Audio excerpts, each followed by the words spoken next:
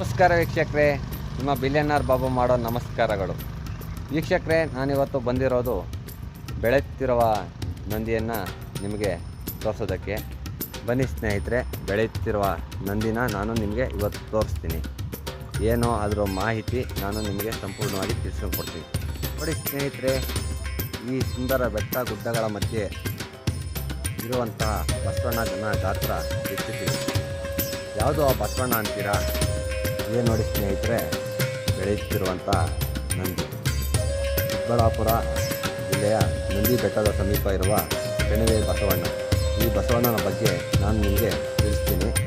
ಅದಕ್ಕಿಂತ ಮುಂಚೆ ಇನ್ನೂ ಯಾರೆಲ್ಲ ಬಿಲಿಯನರ್ ಬಾಬು ಚಾನಲ್ಗೆ ಸಬ್ಸ್ಕ್ರೈಬ್ ಆಗಿಲ್ವೋ ದಯವಿಟ್ಟು ಸಬ್ಸ್ಕ್ರೈಬ್ ಆಗಿ.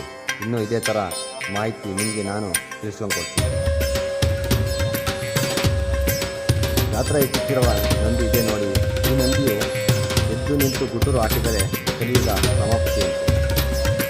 ಇದರ ಬಗ್ಗೆ ಕಾಲಜ್ಞಾನಿ ಆದಂತಹ ಕೋಟಲೂರು ವೀರಬ್ರಹ್ಮೇಂದ್ರ ಸ್ವಾಮಿಗಳು ಬರೆದಿರುವ ಕಾಲಜ್ಞಾನದಲ್ಲಿ ಈ ದೇವಸ್ಥಾನದ ಉಲ್ಲೇಖವಿದೆ. ನಂದಿಯು ಗಾತ್ರದ ಬಗ್ಗೆಯೂ ಅವರು ಅಚ್ಚರಿ ಹುಟ್ಟಿಸುವ ಅಂಶವೊಂದನ್ನು ದಾಖಲಿಸಿದ್ದಾರೆ. ಅದೇನೆಂದರೆ, ಈ ನಂದಿಯು ಗಾತ್ರ ಹೆಚ್ಚುತ್ತಾ ಹೋಗಿ ಕೊನೆಗೊಂದು ದಿನ ಅದು ಎದ್ದು ನಿಂತು ಗುಟುರು ಹಾಕಿದರೆ ಅಲ್ಲಿಗೆ ಕಲಿಯುಗದ ಸಮಾಪ್ತಿ ಅಂತ ಕಾಲಜ್ಞಾನಿ ವೀರಬ್ರಹ್ಮೇಂದ್ರ ಸ್ವಾಮಿಗಳು ತಿಳಿಸಿದ್ದಾರೆ. ಸ್ನೇಹಿತರೆ ನೋಡಿ, ಇದು ನಂದಿ. ಇಲ್ಲಿ ಕಲ್ಲಿನ ಕೋಳಿ ಸಹ ಇದೆ. ಇದೆಲ್ಲ ಫಸ್ಟು ಈ ಥರ ಇರಲಿಲ್ಲ ದೇವಸ್ಥಾನ. ಇವಾಗ ಚೆನ್ನಾಗಿ ಮಾಡಿದ್ದಾರೆ. ನಾನು ಸುಮಾರು 7-8 ವರ್ಷದಿಂದ ಬಂದಾಗ ಈ ಥರ ಇರಲಿಲ್ಲ ದೇವಸ್ಥಾನ. ಇದು ನೋಡಿರಿ, ದೇವಸ್ಥಾನ ಇದೆ. ದೇವರಿಗೆ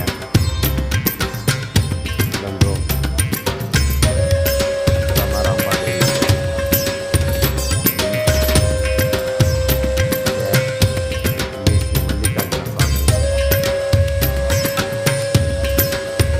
ನೋಡಿ.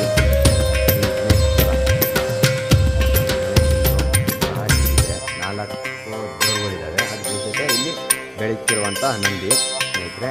ಇದು ಎದ್ದು ನಿಂತು ಗುಟೂರು ಹಾಕಿದೆ ಸಮಾಪ್ತಿ ಅಂತ ಕಾಲಜ್ಞಾನದಲ್ಲಿ ವೀರಬ್ರಹ್ಮೇಂದ್ರ ಸ್ವಾಮಿಗಳು ತಿಳಿಸಿದ್ದಾರೆ.